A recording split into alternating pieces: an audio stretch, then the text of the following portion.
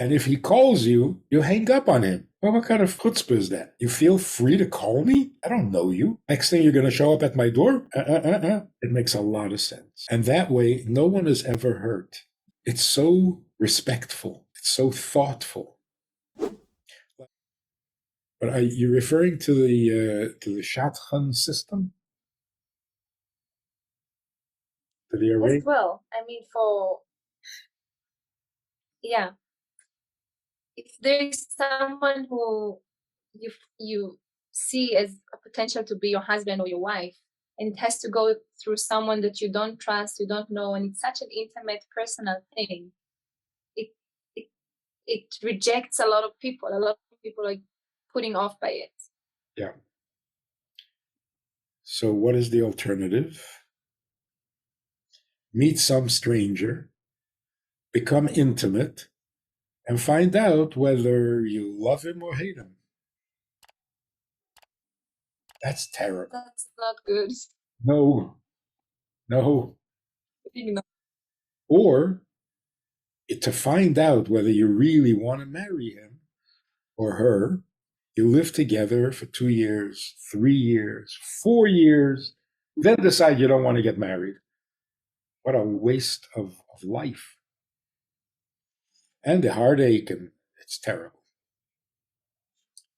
The Shadchan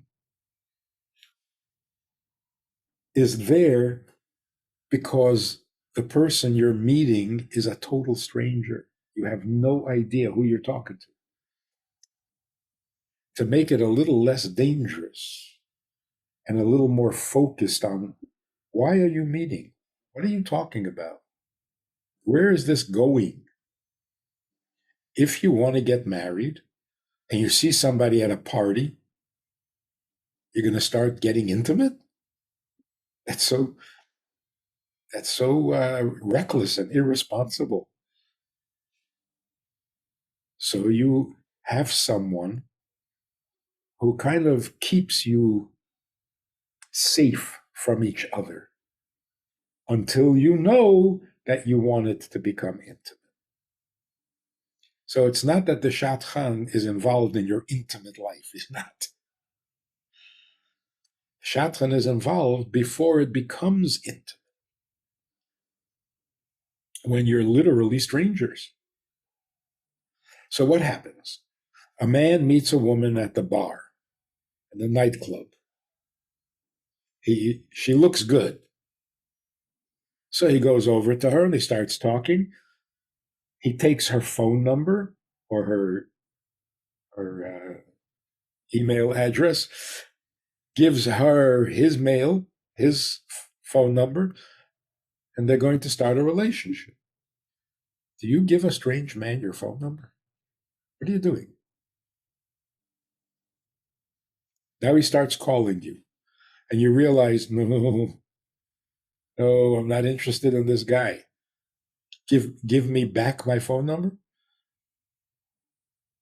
You're in already too deep. Should never have happened. With a Shadchan, you spend some time together. You make no promises about tomorrow or another date or another meeting, nothing. You say goodnight and you go home, like you would do with any stranger. If you're interested, you tell the Shadchan that you're interested. He tells the Shadchan that he's interested. So the Shadchan calls you back and says he's interested in having another meeting. But you don't give your phone number to a stranger.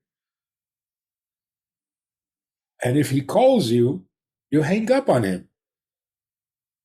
Well, what kind of chutzpah is that? You feel free to call me? I don't know you. Next thing you're going to show up at my door? It makes sense. It makes a lot of sense. And that way, no one is ever hurt. It's so respectful. It's so thoughtful. Like, I meet a woman We spent 2 hours, 3 hours, and I'm really not interested in seeing her again.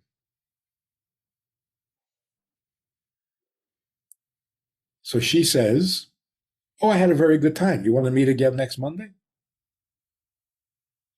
I, I can't tell her no. She looks so excited and so vulnerable. So I say, yes. Now I hate myself.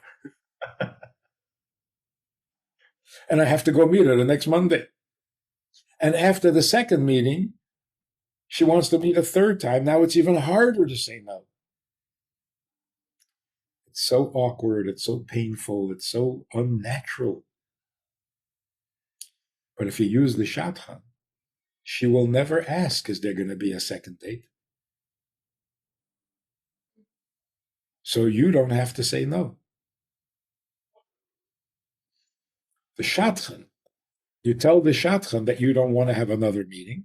She calls the Shadchan, and the Shadchan says that you're not interested. No one is embarrassed. No one is hurt. It's so nice. It's so proper. And then finally, you meet a few times, and the guy says, "So do you want to get married?" And you say, "No, no." What does that do to him? Terrible. Breaks him down. So with a Shadchan, you never propose unless you know that the answer is going to be yes. It's so sensible. Yeah. It's very respectful too. Yeah. So when people say the Shadchan is getting involved in my intimate life, you're intimate? You just met the guy.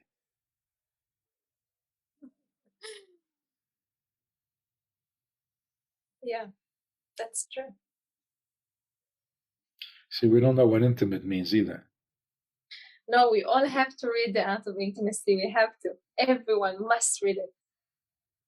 It's just the best book I've ever read, really. Wow. The joy of intimacy. Yeah, the joy of intimacy, sorry. Yeah. Take an example. A man walks into an office, a woman's office, closes the door, and he sits down. And the woman says, "Excuse me, did I invite you to be intimate?" He says, "I'm not being intimate, just talking to you." Yeah, with the door closed, it's a little too intimate. He says, "No, I'm not. I'm not." You can't make up facts. The fact is, a man and a woman in a closed room is intimate. And if you don't feel it, then you're missing something. How can you say you're not intimate? So what exactly is intimate? Only when I think I'm being intimate? Only my intentions can be intimate? So we can actually be having sex, but my intention is not intimate? So it's not intimate? That's horrible. That's horrible. Intimacy is a reality. If you don't feel it, then go for therapy. So when the door closes, it becomes intimate. You have to be sensitive. We have a Sunday night program for VIPs that you might be interested in. It's informal, it's questions and answers, it's conversation. It's really relaxed, it's really pleasant, enjoyable, informative. and kind of community-like. It's a Sunday night program. There's a Wednesday morning program for the VIPs, and there's a Wednesday night program. All of it just conversation, casual, laid back, unscripted. So join us. Take a look. Click the link below and see which of the three suits you best, and join us for some enjoyable conversation.